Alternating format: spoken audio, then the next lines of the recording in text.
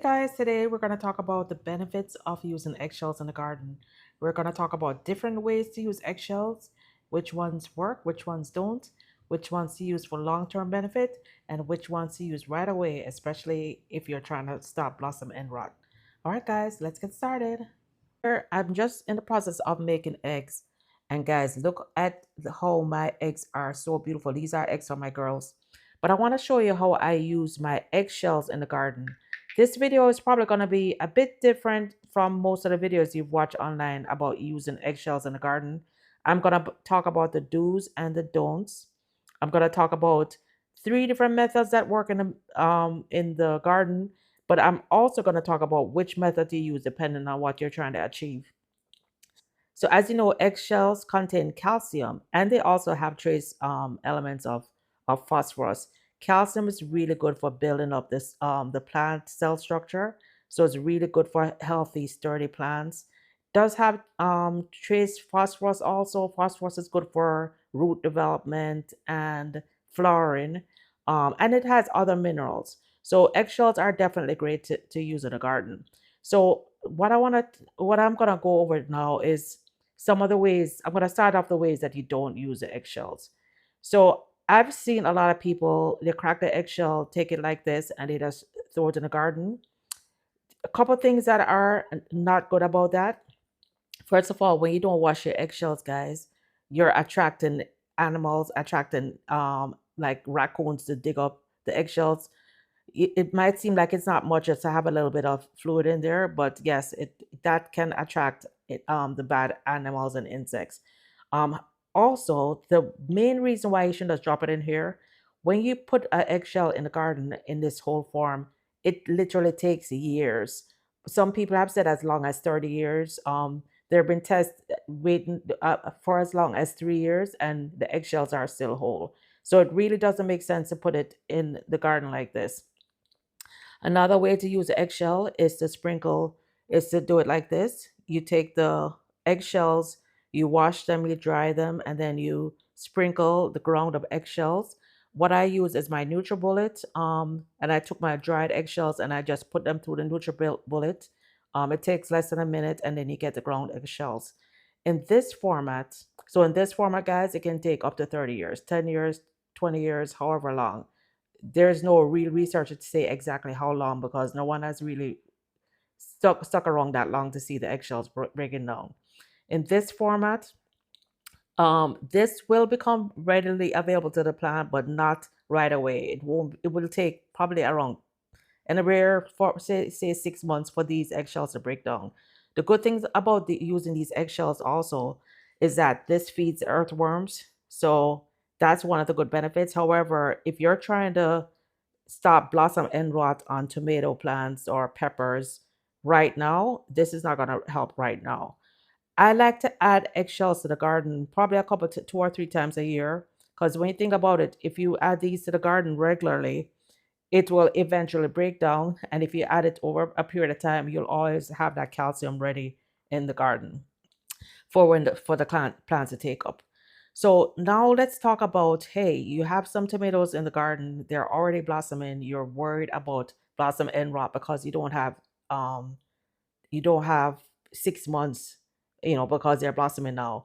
To make the eggshells immediately ready for the garden, what you have to do is convert the calcium carbonate, which is insoluble, which is found in eggshells. You need to convert this insoluble calcium carbonate to calcium that is readily available. So you do that by introducing vinegar. So we're gonna do that here. Sorry, 1 tablespoon eggshells, which is calcium carbonate form, and I'm gonna add it to this jar.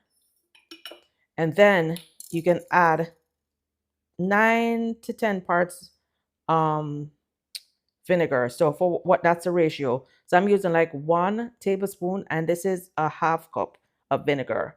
So it's not exact, but it's about right.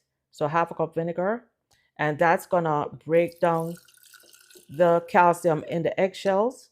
And what you should start seeing, you're gonna start seeing some bubbling action. Hold on, let's see it. Yep, you're gonna start seeing bubbling action. So what is happening is the acetate in the vinegar is reacting with the calcium carbonate in the eggshells, and it's converting it into calcium, which is water soluble.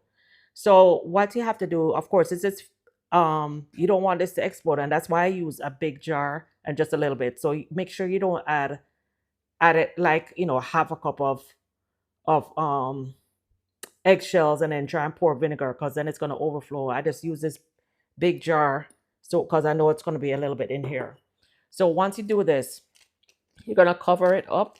You can stir it around a little. You don't really have to, but you just cover it up. I usually just put like an elastic band here because you want it to be able to breathe. If you put a cover on it, like a jar cover, you could literally explode the jar. So you can do it like this, or you can just rest something loosely on it to allow it to breathe. But this is just a coffee filter. I find that this works really well with an elastic band, so you don't get any bugs in there. So before we do this, guys, so this is just, I just want to show you real quick if you wanted to see this part really quick. But what I want to give you some tips on before you do this. And this also applies for before you make your powdered eggshells. And you can see here, guys, I have a whole jar of eggshells that I powdered. So there are a couple things that you shouldn't do, and I actually did them wrong. Um, don't use the eggshells that are damp, and don't use eggshells that are not washed. And I'm going to tell you a couple reasons why. I already told you one, that using eggshells that is can attract animals, but also when you're creating calcium, the water soluble calcium, there is a film on here. First of all, you want to wash this out. So whenever you crack your eggs, always wash this out well with water. But there is a film on here that I believe it might be like a collagen. So when you can actually peel this film off. See it here? Hold on here. I'm doing this with one hand. So yeah, there you go. So there's a film that's on the inside of the eggshell. If you can get this film off, that makes the as the vinegar. If you can get this film off, that's on the inside of the shell. I think this is like a collagen. I'll put the correct name on there if it's not collagen. But if you can get this off, it makes the vinegar penetrate the eggshell better and to extract the calcium. So ideally, you want to remove that inner skin off. And I'll do this, when I have my two hands. I've seen it done two ways. You can actually wash the eggshell, put them in a bucket of water, and scrub this off. And I've also seen people put like large pans on the grill outside in a large pan, and they just fluff it up, and then this little film kind of comes off. So however you want to do it, if you don't want to do all that, just at least wash it properly first. Also, heating the eggshells makes the calcium more readily available. Some people wash and dry and make sure that they dehydrate, and then they put it in a frying pan and they just heat it for like 15-20 minutes until it's like turning up slightly brown. And that actually unlocks more of the calcium and helps the vinegar penetrate it quickly. So if you really want to do this 100% the right way, or 100% the way that's going to make the calcium break down quickly, wash the eggshells thoroughly, remove this inner lining, crush the eggshells, dry them, and then heat them before adding the vinegar. That will make it more readily available. For this eggshell, of course, I forgot the most important thing. So once you've done this, you can leave this for at least a couple weeks, or you can leave it for 4 weeks. As a matter of fact, you can leave it as long as you want, because you're going to use this as a ratio of, I use it like about a quarter cup to a gallon of water. Some people do 8 tablespoons. Some people do 2 tablespoons. Because it's vinegar, you probably want to make sure, try it in a lower dose first on your plants to make sure you don't burn your plants. So if you want to start off with 2 tablespoons of this vinegar liquid, after it's sat for like a month, do not use it right away. This is just pure vinegar right now. You want to make sure you're gonna continue seeing these bubbles. These bubbling action is probably gonna continue for like a week or two or more. So let it continue bubbling. As long as you see it bubbling like this, guys, it's doing its job. It's breaking down that calcium. You want to break that calcium down.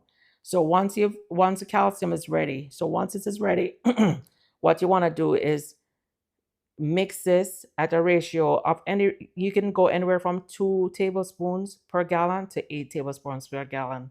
Start low and build your way up. Start low so that you make sure that your plant doesn't get react to it.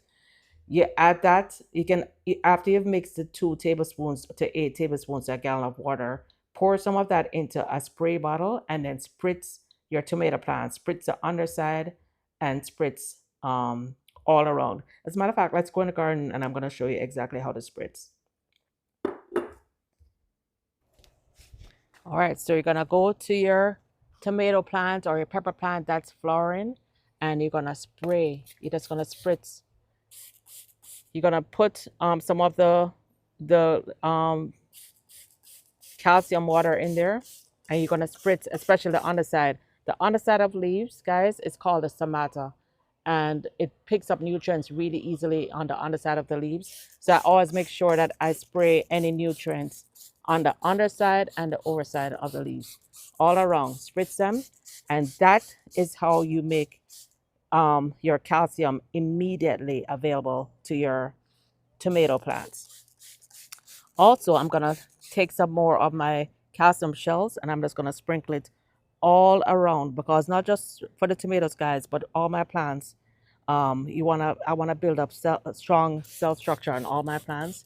So I'm gonna make sure to put some of those eggshells in the soil also. Also wanted to show you what not to do.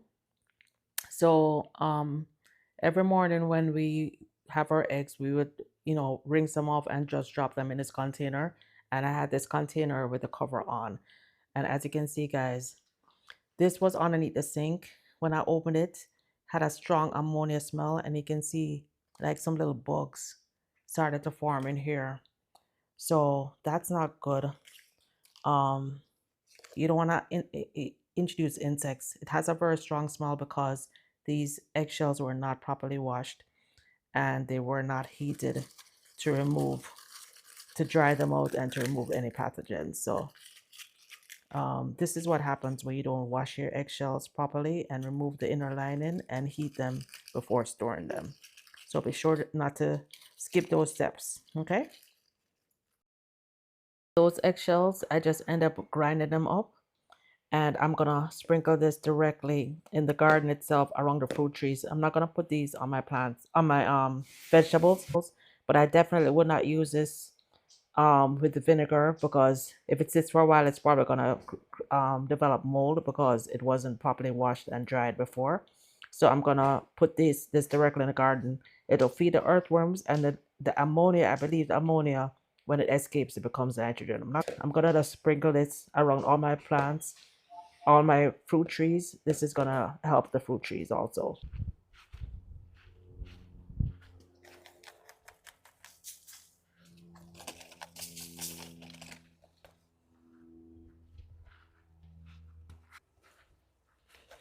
As it rains, the sprinklers will take the nutrients down into the soil.